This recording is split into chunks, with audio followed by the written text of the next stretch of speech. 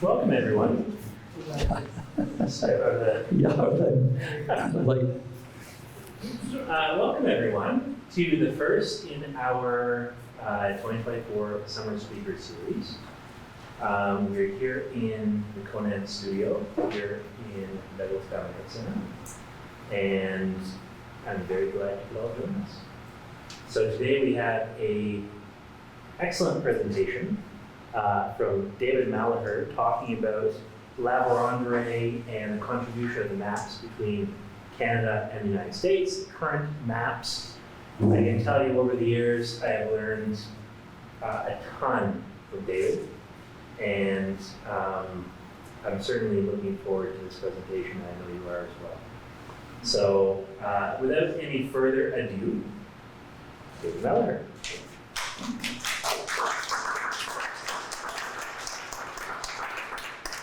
Thank you, Braden. It's a pleasure to be in this building again. This is 3 venues within the compound here that I can think of. The one upstairs, this one, and the one on the other side of the grassworks. Well, the contribution of La Verendrye's maps to the international boundary between the United States and Canada on Lake of the Woods. That's what I'm going to talk about.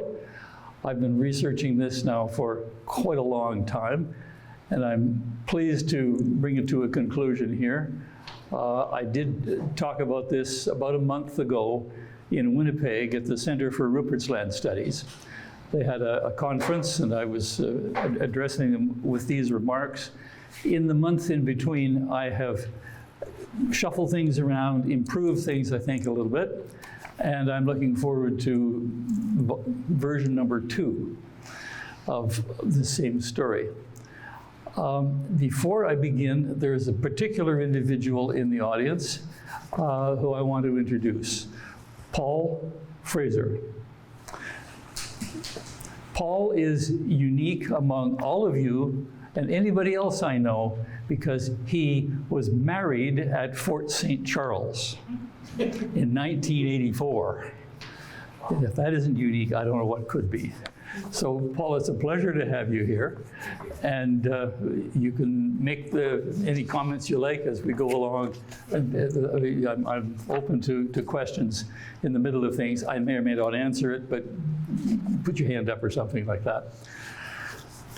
My principal prompter, Rosemary, is studying her share of my speaking notes to keep me on track. So here we go. La Verendrye. It was born in 1685 in Trois-Rivières, which makes him definitely a Canadian and definitely early material for all of us to understand the kind of politics and social things that were going on at the time. La Verendrye went to France when he was just 22 years old to fight for the French Empire, and he nearly got killed. He managed to get back home again. And he married, brought up a family on the St. Lawrence River, and filled more or less the role of an in-between kind of person in the French community. But his older brother, Jacques René, his name doesn't really matter too much, but he was given command of a post at Kaministiquia. And I'm using the traditional name, Kaministiquia, called Thunder Bay today. There's 2 places there. One of them is Thunder Bay, and the other one is Grand Portage, both on the northwest shore. Kaministiquia would be the sort of overall name for the district as well as the living place.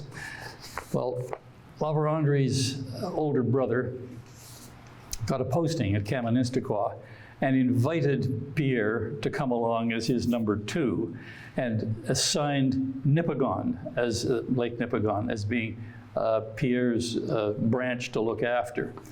And that's how La Verendrye got involved in the history and leading the exploration out of Kaministiquia. His older brother left the job that he was invited to take and simply promoted his younger brother at the same time and said, "You look after it, I'm out of here."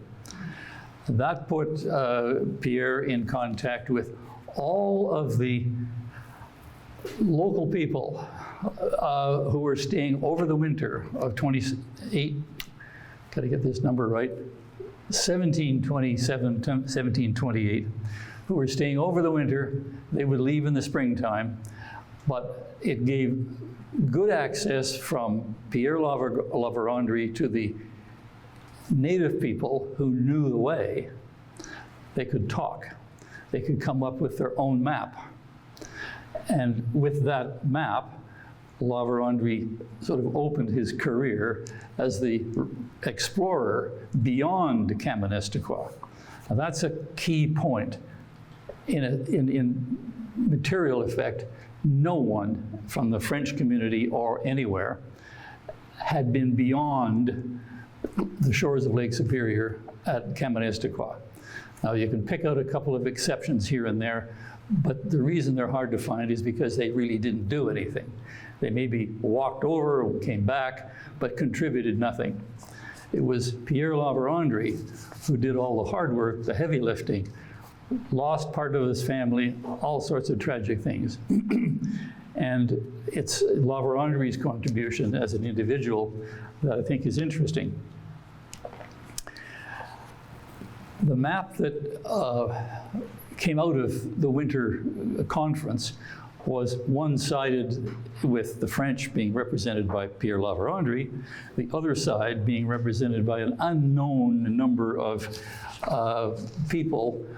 Oshaga is the most usual name, a Cree chief, and there were other chiefs, other significant people there, well informed, and they formed a kind of a consulting committee. And through Oshaga to Pierre La Verendrye, a map was created. And that map, I'll show you images of it in a moment, but La Verendrye realized that he was finally on to the big prize. The big prize was to find the Western Sea. And that's why it's called the book. There's a book here.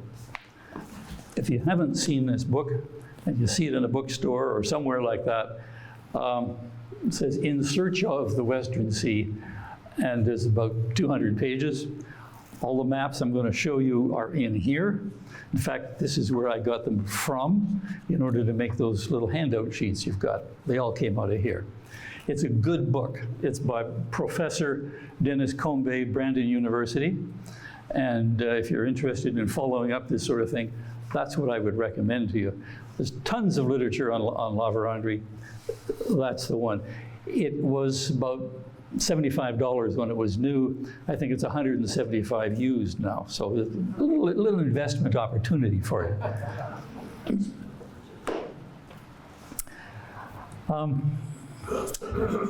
I think that sets us up with the background of Pierre La Verendrye and what he was doing. So we're going to move on here with, I haven't poked this thing yet, so we'll see what happens. Yay. There we are. It's the button to the right. Good. If you look hard, you can see the outline of Hudson Bay down here. This is James Bay. It had a twin down here for a while. And Cape Henrietta Maria. That might be York Factory or Churchill, and back up this way. That is an invention. It's by no means something you can navigate by, but I wanted to give you a more solid background. This business of finding the Western Sea was serious. It wasn't a sort of a short-term flirt with somebody.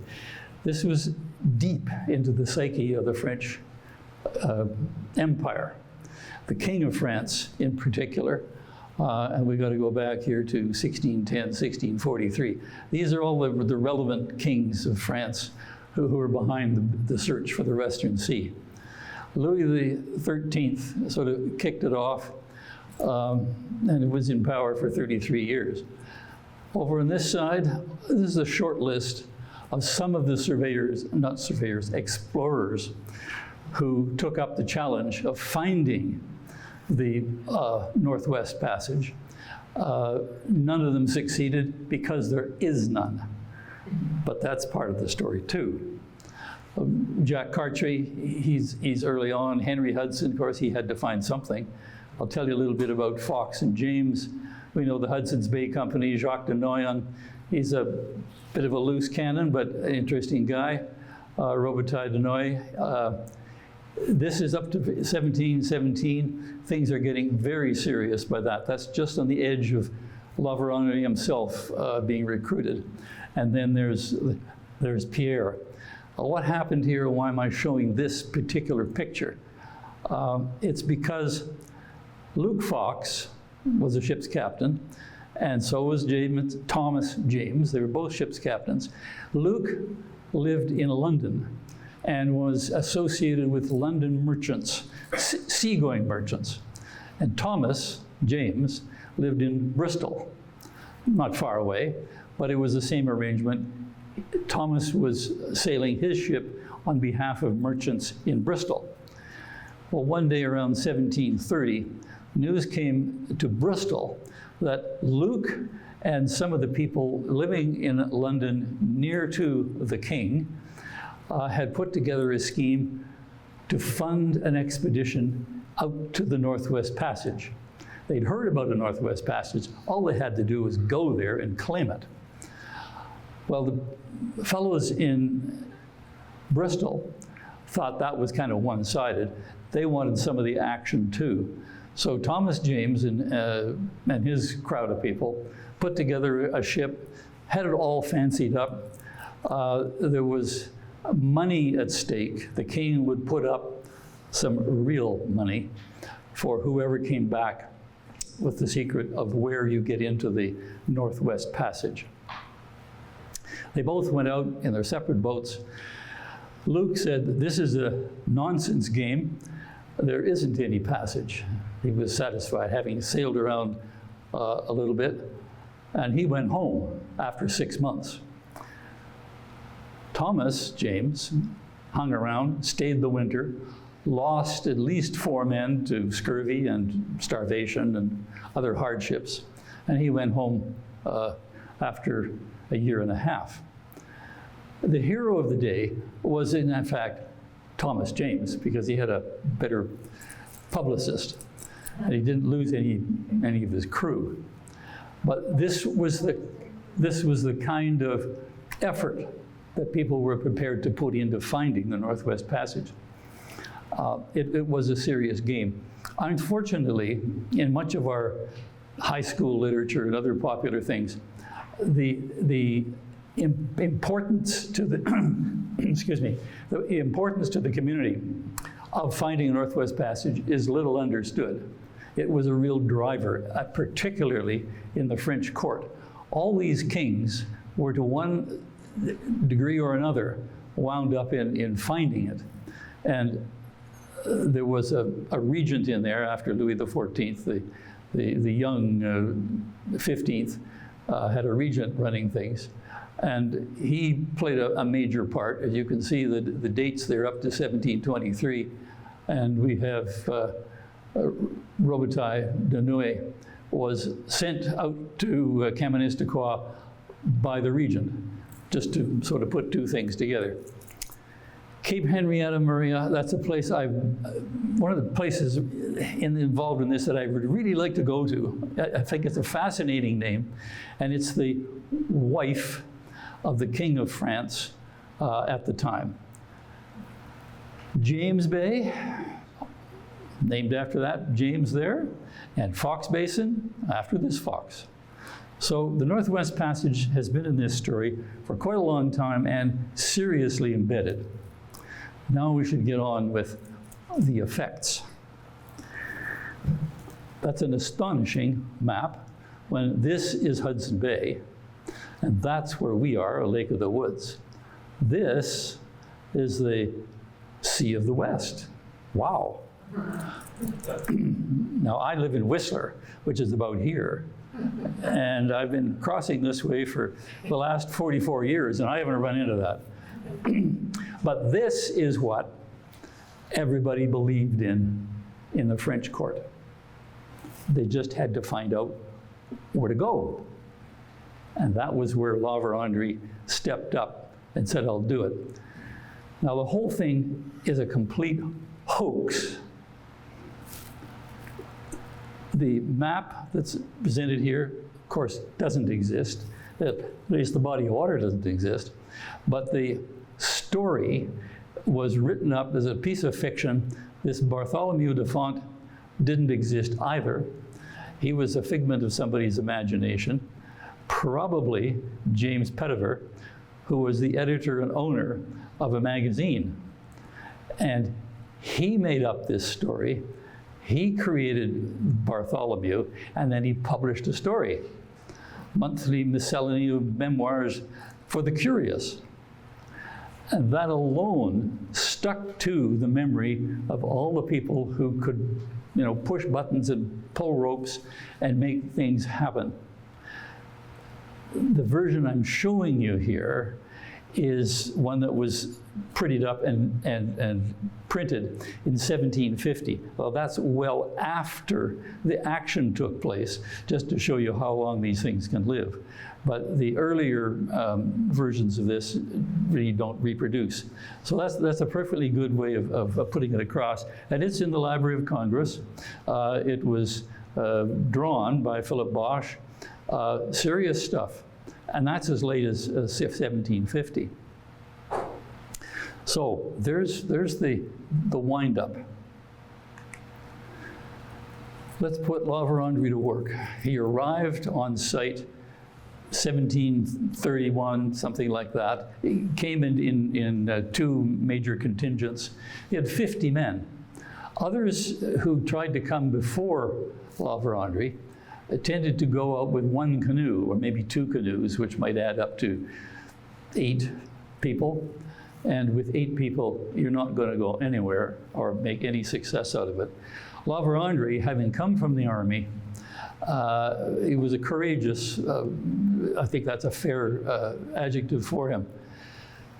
He knew he needed good representation, so he had 50 armed men with him.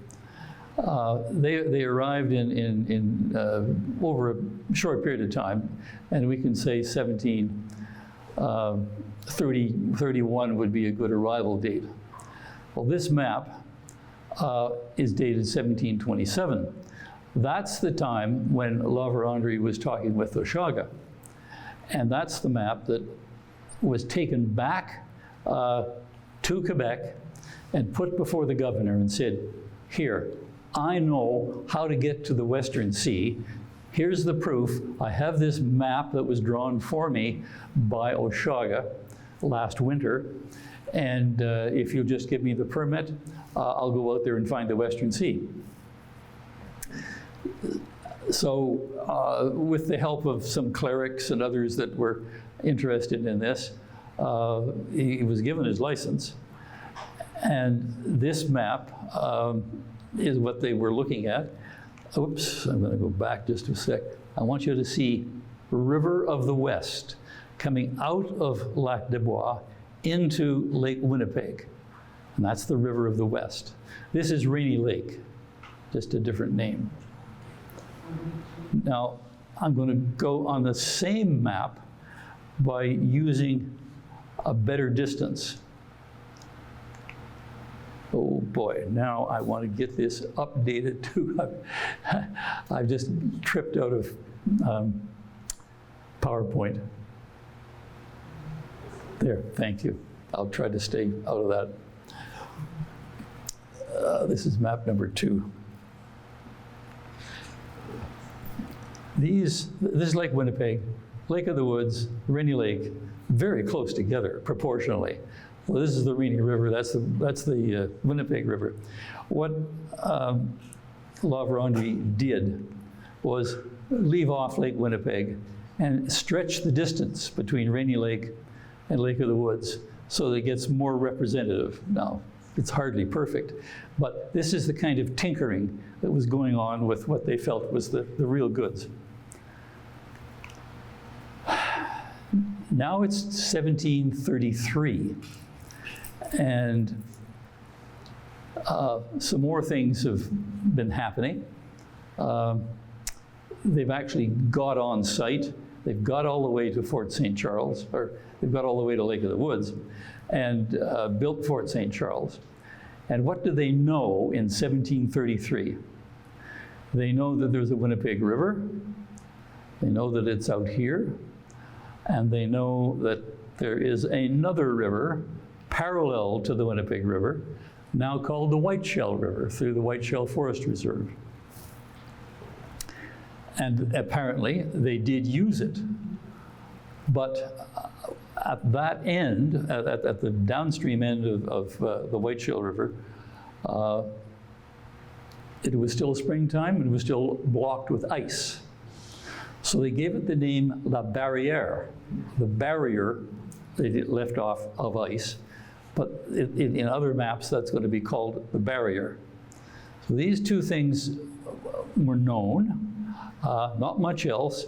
We can assume, I think correctly, that that's the Alno Peninsula, and this represents many islands, and there's the Rainy River. Well, what I have done in making a dual map is to use that north-south dimension and applied it to an accurate modern map, same north-south direction. Now, everything else in here is to true proportions. And you can see, there's some similarity and some differences. There's the Winnipeg River, there's the barrier that goes right through West Hawk Lake, through Falcon Lake, and into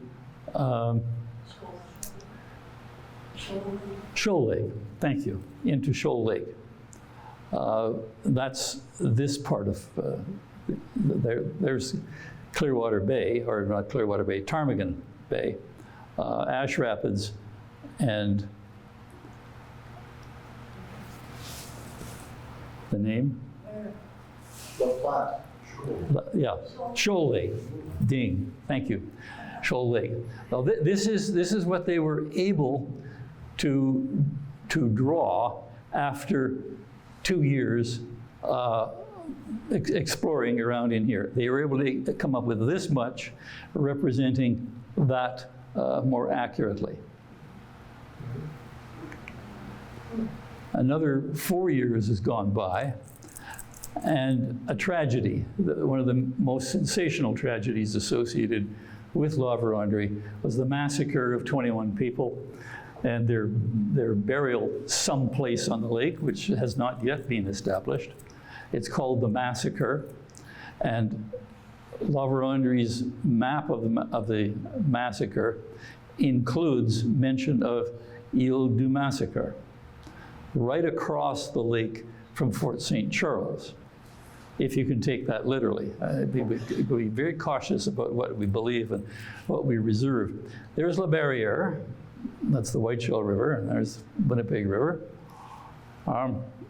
We have a very interesting piece of exploration there.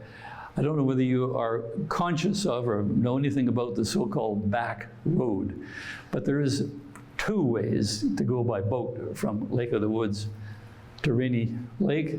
One is the Rainy River here, and the other is the back road. It was Peter Pond, nothing to do with La Verendrye, but there was no name for this thing yet. Peter Pond gets credit for putting the name up in about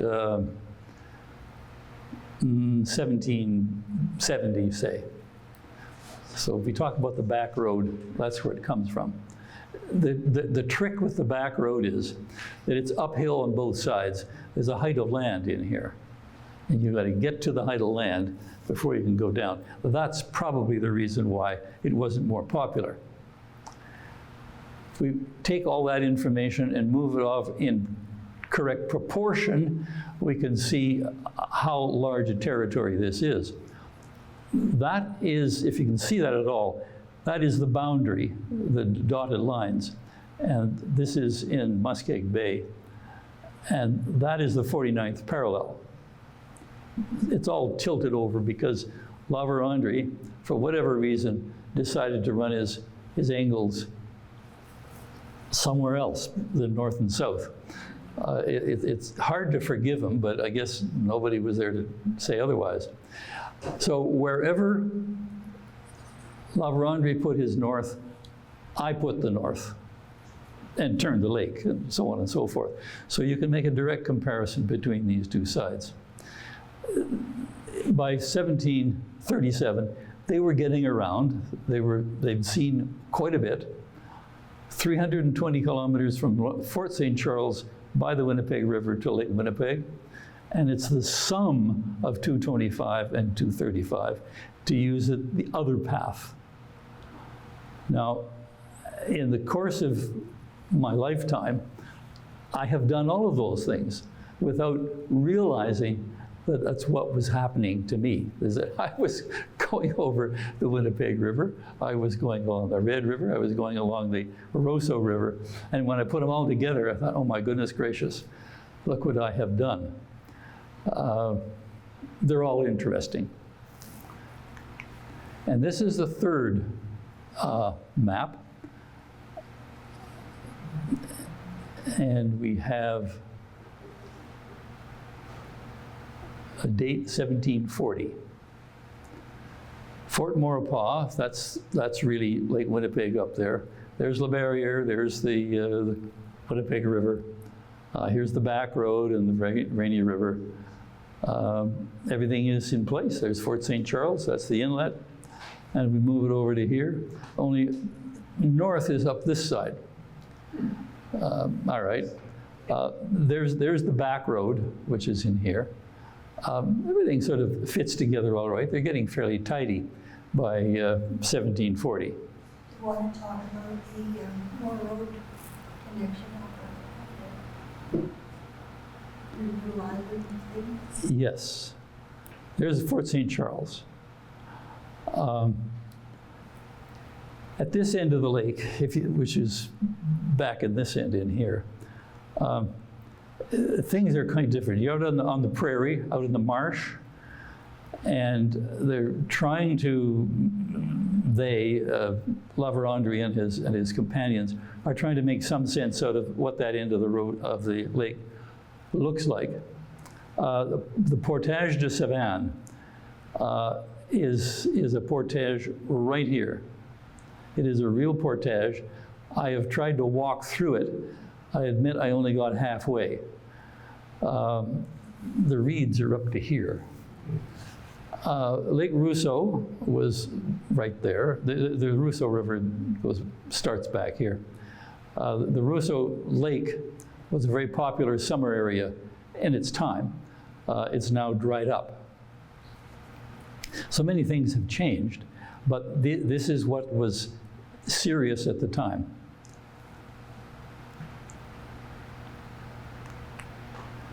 Now we've passed through the essential La Verendrye period, and I'm not going to use the dual maps any further.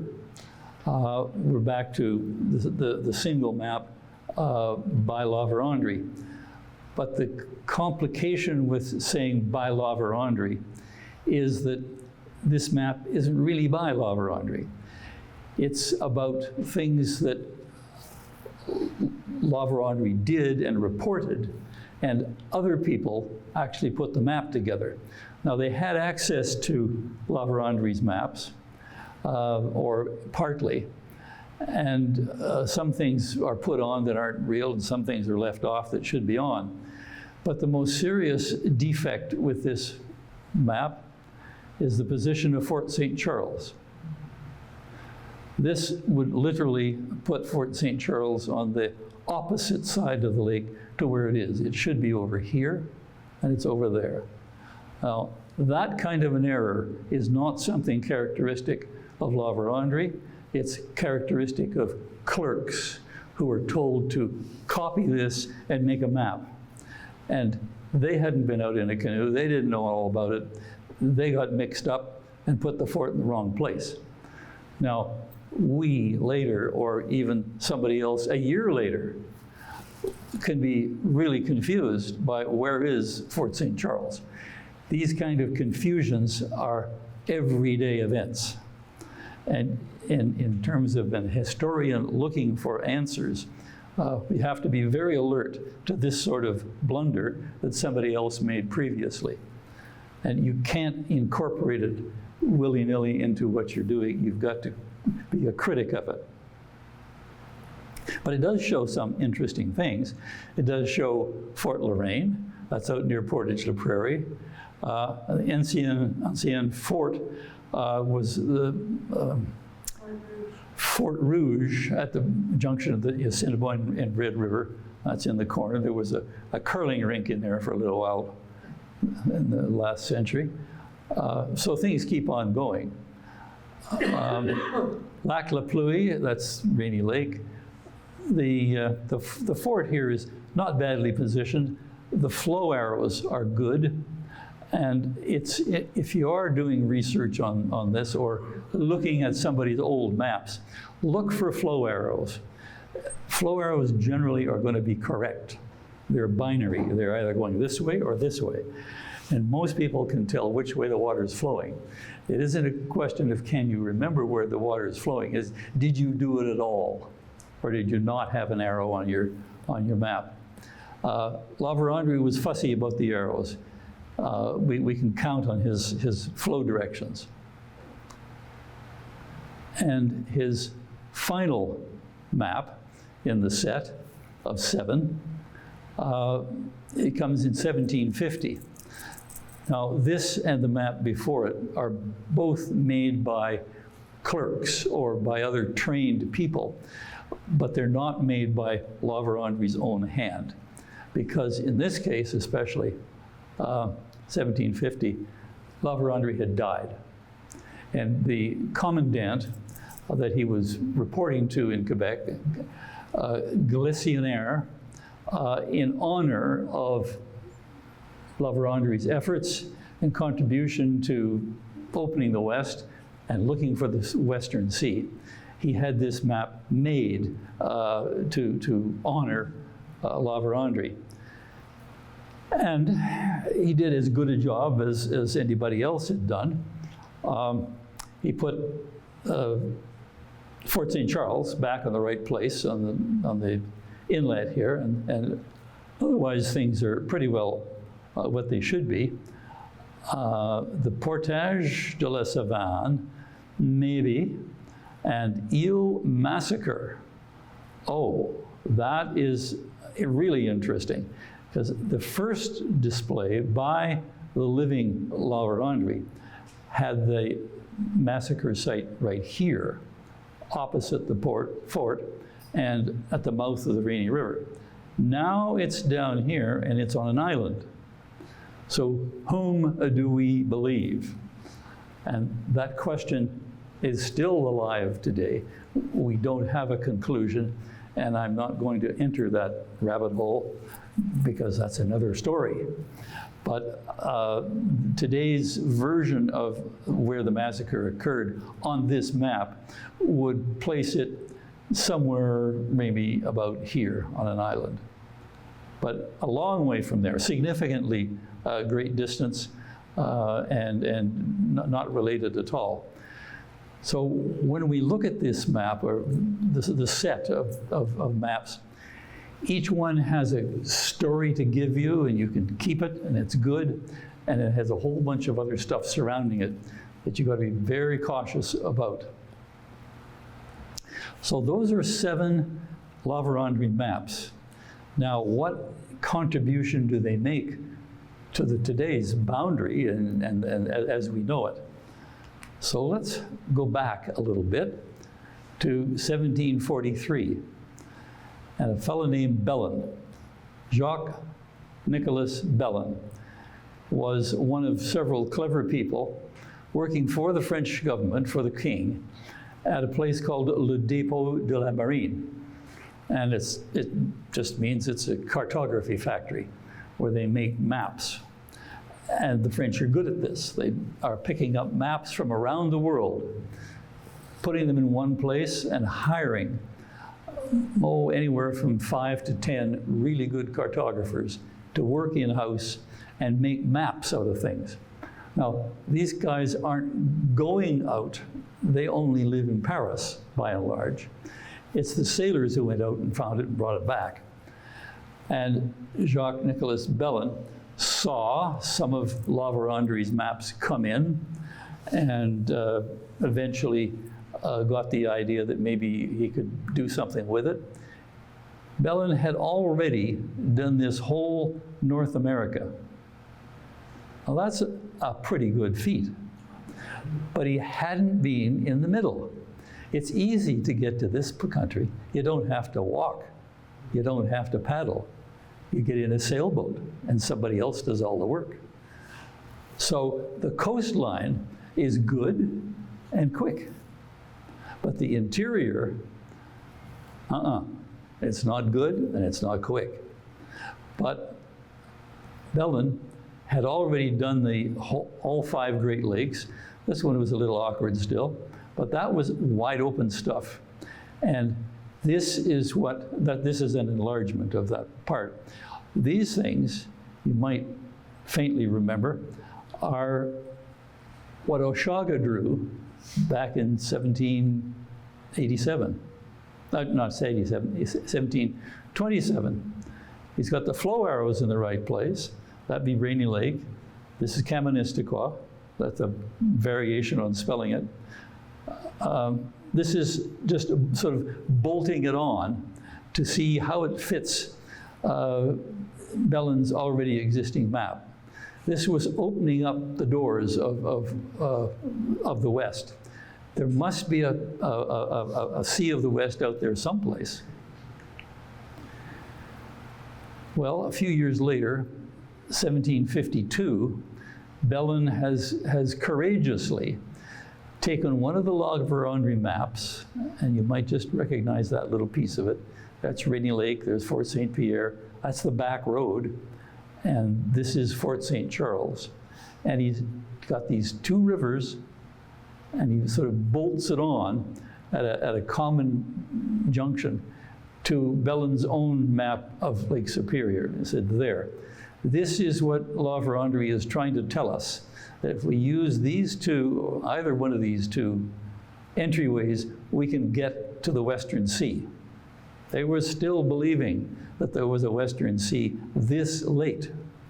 Now, some of them knew better, but not many, and they were in the minority and laughed at. The ones who were in the minority were laughed at. The majority still thought there was really a big lake out there. The one trick in here that I still can't quite resolve satisfactorily is the naming of this island as Eel Massacre. Now, as I say, I'm not going there, but I'm aware of it. So maybe sometime when we get together again, I'll have an answer. But it's one of the little tricks. Now, I've jumped from 37 to 52. We want to come into another view. This was in 1746. That's not long after 1743 when Bellin did his linking up. This person is Jean-Baptiste Danville, another high-profile, excellent cartographer, and he's doing a check. He's picked up the same La Verendrye maps. That's Rainy Lake, Lake of the Woods, Saganaga, Height of Land, good stuff. He has got it aced. And he said, yep, okay. This is what he says to Bellin. What you've just done must be good, because I've done the same thing, and this is what I get. So we're in agreement. And that's quite important for that agreement to come up in 1746. St. Louis River. St. Louis River. Yes, thank you, Rosemary. The St. Louis River, right here, hasn't been much in the news, but there it is. Is this a route into a third route, if you will, into the Sea of the West. And Danville is saying, not really, it just peters out or starts small and flows down this way. But it is a feature. And he's, There was another Savannah Portage. The Savannah Portage goes to the Mississippi. the Savannah Portage is over here. Yeah, but there's a Savannah Portage in Minnesota. But where do you Yes, go? yes. There is, the Savannah Portage is hardly an original name. It's like Big Falls or something. Savannah Portage is a pretty common way of describing a marshy area that you've got to get through. And there's lots of them around here. This is true in the case of the St. Louis River. Now, I'm taking a little time to point that out because, whoopsie daisy, did I time out or did I hit a bad button?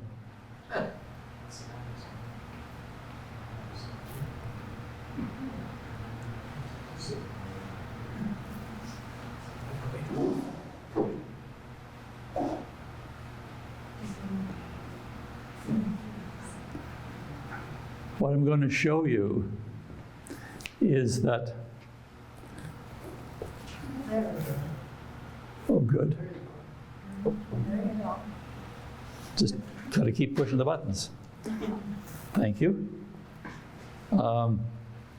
There's the St. Louis River, and there. We now have another chapter in the story. The English and the French are living all over this part of North America,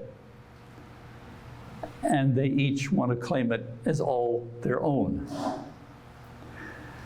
There's 20 times as many British living in the colonies as there are French living in Acadia and that part of North America. 20 to 1 was the ratio. The French haven't got a chance in the ultimate, and in fact, they did lose. Wolfe won that little battle in Quebec. But there was a 7 years war to make it that effective. And the war was to be avoided if possible because they're expensive. And in lieu of a shooting war, they started off by having a map war. And the French had all these maps. And surprisingly, the British didn't have any. They had a huge colony, and they were thriving along the Atlantic coast, but they didn't know beans all about what was to the west of them. Very few Englishmen came out of the colonies and went west.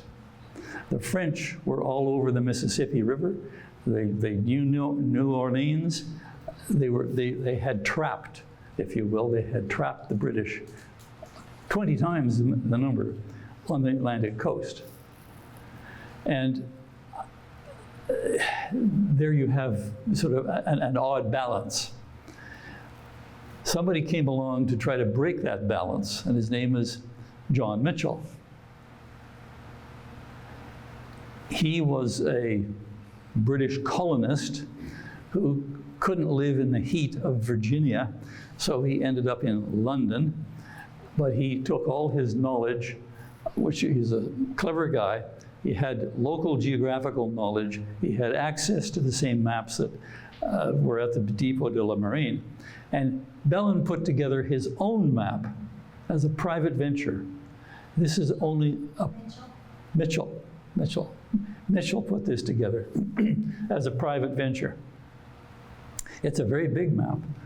It's at least as big as, it's a little bit bigger than this one right here.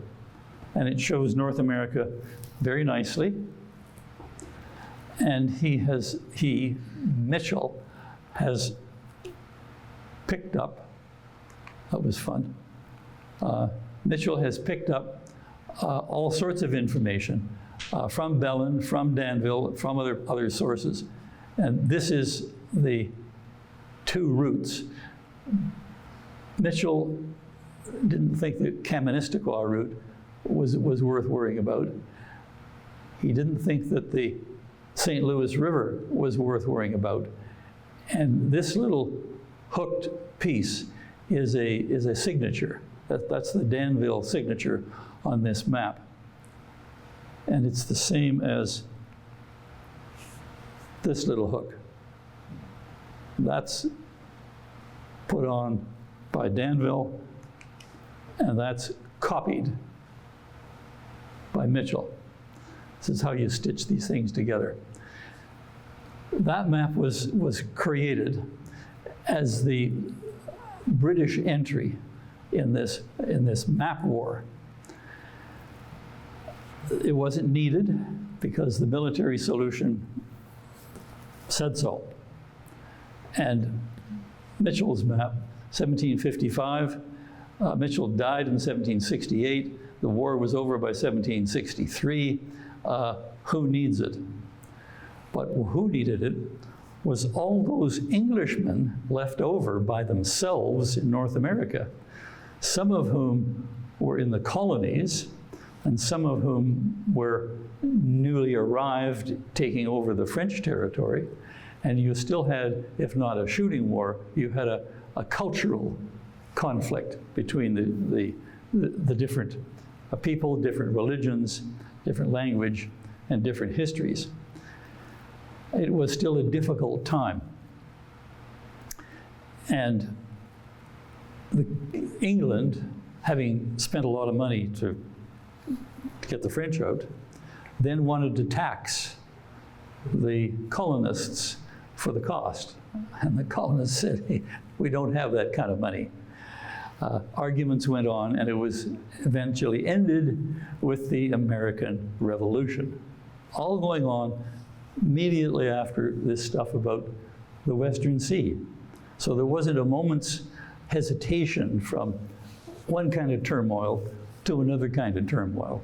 And these maps that I've been showing to you have been quietly collated to create some semblance of law and order.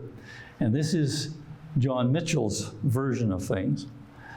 And that stands out. It's not the most elaborate Lake of the Woods. It's probably one of the simplest versions of Lake of the Woods. But at the end of the American Revolution, all these Englishmen had to get together and decided who's going to be an American Englishman and who's going to be a British Englishman. And they have a peace treaty, 1783. And that event, 1783, a lot of conversation, and it's taking place in Versailles, in Paris, if you will. So the French are still sort of in there. But at that conference, went on for a year in Versailles, out came Mitchell's map. It's sort of outdated, after all. He made it in 1755, and it's now 1783. But it was agreed that Mitchell was an honest man who did better than other people did, and we will jointly use Mitchell's map to write our boundary component of the peace treaty. And so they took out Mitchell's map, and they looked at it and said, well, where's a good place to end the boundary? It's going to come through the Great Lakes and up these rivers, through Rainy Lake, and look, why don't we just stop right here? Because we don't know anything more, and that's far enough. Everything down here will be from the American, the Republic of America down here, and everything up there, though most of that is Rupert's land, and that's British. So this is a fair breakdown. Very nice. And in fact, it wouldn't be there at all if it hadn't been for La Verendrye's original mapping, looking for this mysterious Western Sea.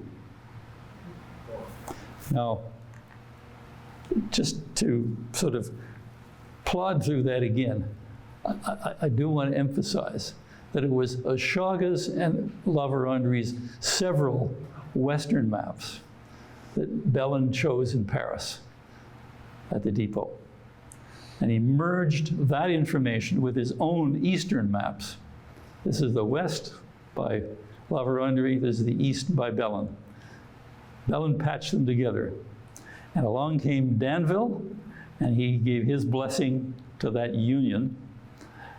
And that was agreed then that Mitchell's map would be the, I won't say official map, because there was no label of that sort put on it, but in practice, it was Mitchell's map that it was used to define the boundary. That, thank you, is the story.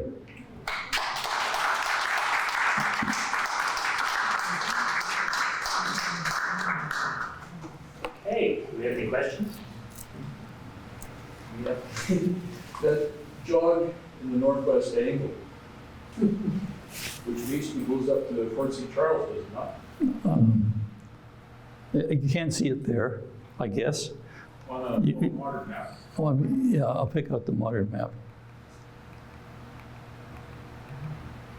Right here. Well, let me get the one that's straight up there, that one. That's Fort St. Charles, and that's the actual most northwesterly point. And the question is? Do you know why it was resolved to have that little That thing up there? Yes. In looking at Mitchell in the raw, I'll flip back there. This is number 6, and I think I'm going to go to about 15. Yes. Let's get over to here. The one before that. Okay, good. There's Lake of the Woods as they understood it. And the portion of North America, broadly speaking, out here, was called the Northwest. Fair enough. So putting Northwest together with Northwest, let's agree to put the boundary through Lake of the Woods to its most northwesterly point. It's just a nice flow of language. Not because they knew anything about it. Just, it's all northwest. Lake was the termination of. That would be the termination of the boundary in going north. Then there's a comma and another phrase, and it says, from the most northwesterly point on Lake of the Woods, due west till it strikes the Mississippi River. Now that is impossible. Okay. Yes, but the most northwesterly point isn't impossible. It's just the extension that's impossible. So that sort of answers your question. How did, I think my battery just went boom. The Mississippi is down here someplace, about here. It says there, River Mississippi, but Mitchell has cleverly put this extra piece on, but thinking that the river starts up there someplace and comes down here so that you could easily draw a line across there. I mean, that's no problem at all, is it? And that was assumed to be where the end of it was. When they found out you couldn't do that, they only erased as much as they had to. They didn't have to erase this. They could keep it that way. And so it still is. So the 49th parallel was just arbitrarily. It didn't exist At that point. at that point. Right. No, That came later. it came later. Yeah. Okay. Next chapter. Barry. Where was that decision made? It would be made in Paris with negotiators from both the United States and Britain being there. The Hall, Adams, Jefferson, Benjamin Franklin, yeah. Benjamin Franklin, they were all over there. All the heavies that you can think of. Yeah. Even Adams' son, John Quincy, followed him in the presidency. Wasn't it David Thompson that knew about that corner too? Just maybe add that, David. Yes, thank you. That's So later. Now, this story comes to an end in 1783. So we got a little gap here, another 17 years, and it's 1800. And by about 1800, the countries, Britain now and the United States, are thinking over what they did, 17 years ago. And they did things incompletely. I won't say wrong, but they didn't get it finished. So they got together and had a big treaty meeting called the Jay Treaty. And out of the Jay Treaty came an agreement. How are we going to fix this debacle in here when we don't know where the Mississippi is? And they agreed that there would be a survey, a joint survey. And some Americans and some British would all get together at the 2 miles below the Falls of St. Anthony. That's in Minneapolis and St. Paul. We start there and we'll go up the Mississippi River until we find the source jointly. And we all agree on what the source is. They didn't know that there's about 25 sources because it looks like my hand, 5 times. So they agreed that they would do that in 1795. But the Northwest Company, for whom David Thompson was then working, had another very clever person working for them too, Alexander Mackenzie. And it was Alexander Mackenzie who hired David Thompson. Now he was the executive who had the authority to do that, but he said, Thompson, you go out there and find us the most northwesterly point, not the most northwesterly. Find us the source of the Mississippi. This is 1798. So we're in between all this stuff. But this is Northwest Company business matter now, not politics, business. Because the Northwest Company would suffer. They didn't care that the Hudson's Bay Company would suffer too. That's their problem. But the Northwest Company didn't want to suffer. They had forts all over the place in here. There was Northwest Company posts in there. They wanted to know how many of those posts were in jeopardy of being seized by the Americans. So Thompson was sent out to survey the whole darn thing. And this is a small part of what he did.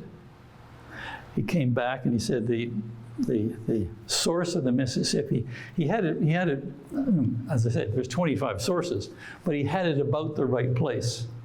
And he wrote it down, and on a little piece of map by David Thompson was circulated around all the necessary offices. And so everybody saw, oh, that's where it is. And they kind of backed off because it wasn't anywhere. It wasn't straight south, it wasn't straight west, and it wasn't even sure. Like you could pick and choose. This is very difficult stuff. And it's still not even 1800. And then there was the Louisiana Purchase. And the Louisiana Purchase was used to get out of the problem of the missing 49th parallel.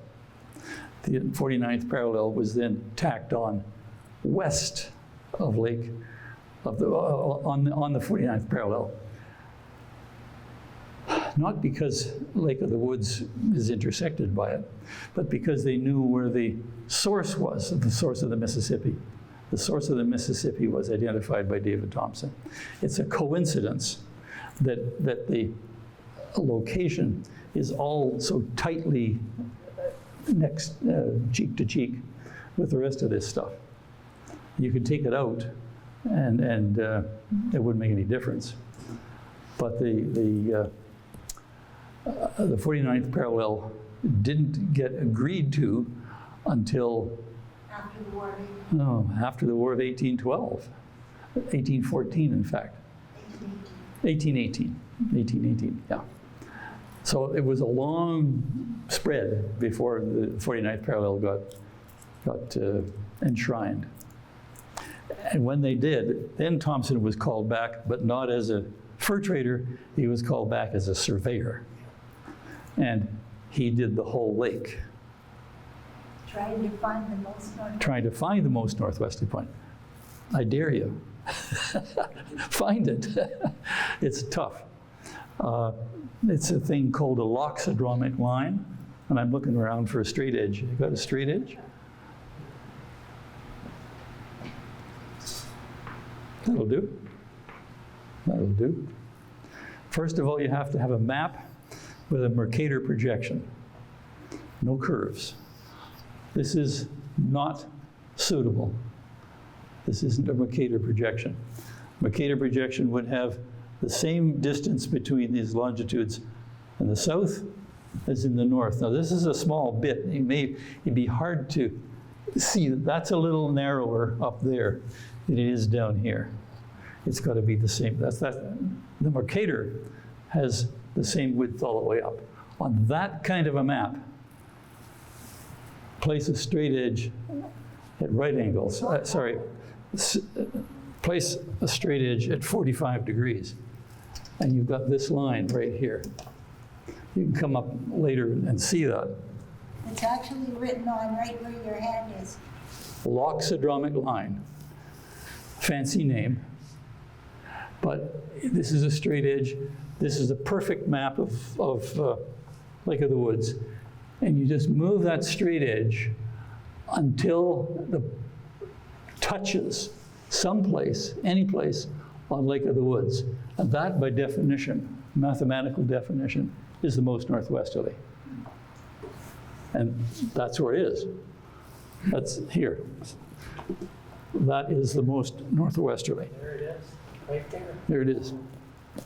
And it's a 45-degree angle. May I see? That's a 45-degree angle, you see, because we're talking about northwest.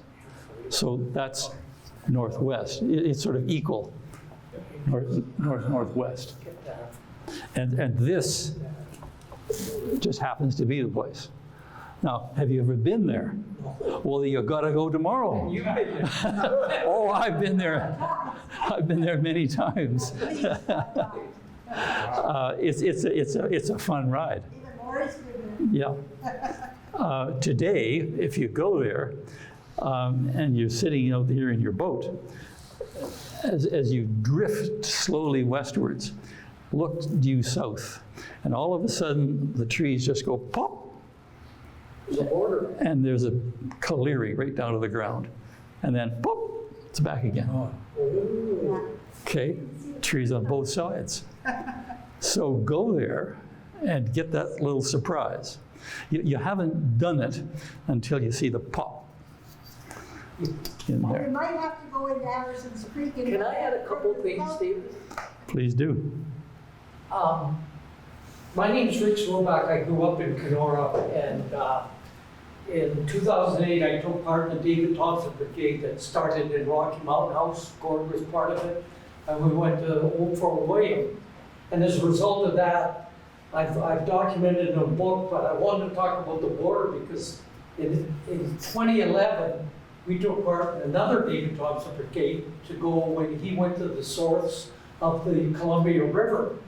Oh, And you come close, you're in British Columbia, south of Cranbrook, and you're coming to the United States in Voyager canoes. We had everything arranged with the government, obviously, and you're in Canada, and there's all of a sudden about 20 American border guards, and you can see the 49th cut, and you're basically in Canada, and you walk across the border, you get out of your canoe, walk across the border. They had our names and passports, and basically let us in. So not many people have canoed into the United States legally, and I was one of them.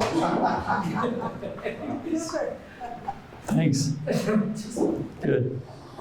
So the survey applied to this is worth its own story.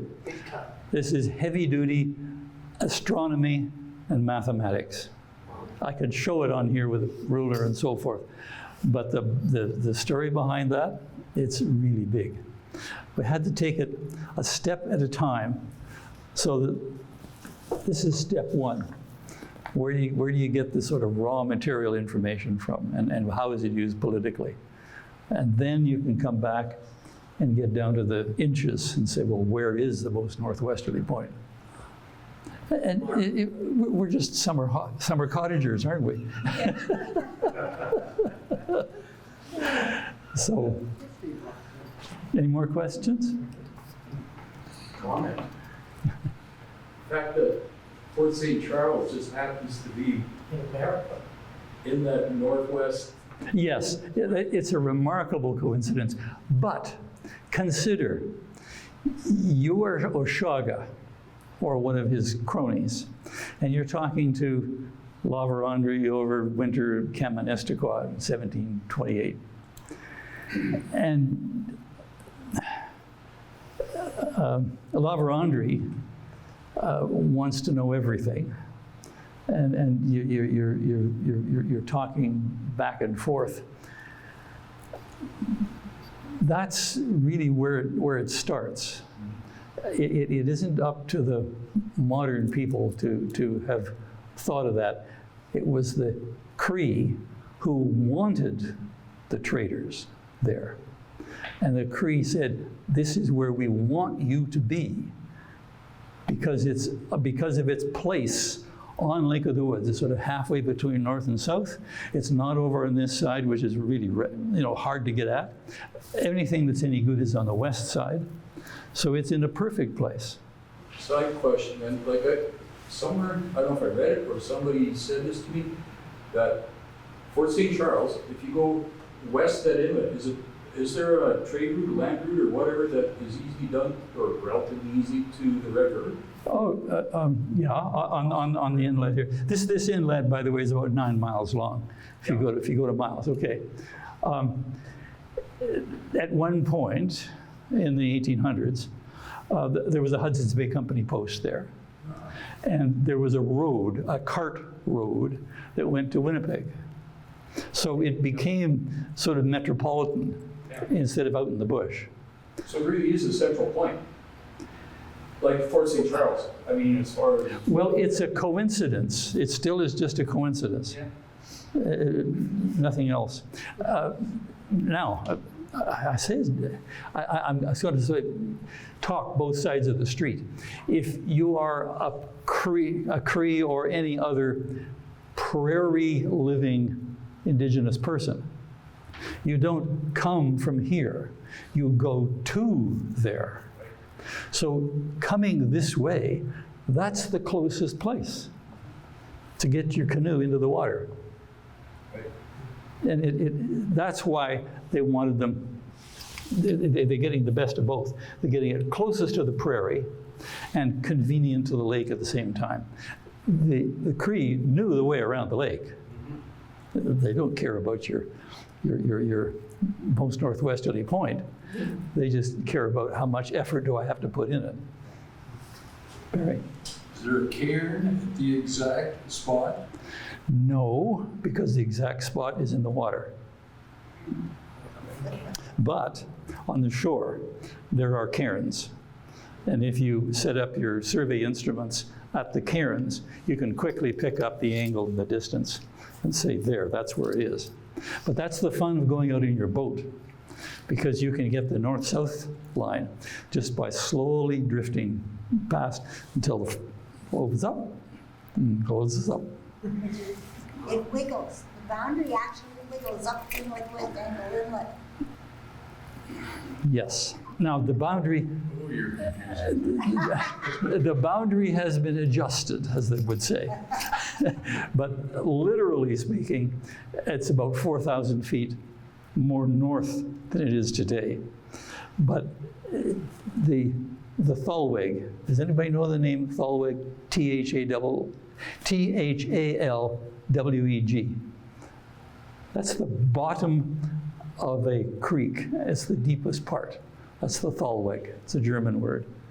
The Thalweg in here goes back and forth. And you can't see it. So they didn't want to put the boundary at this unseen floating spot.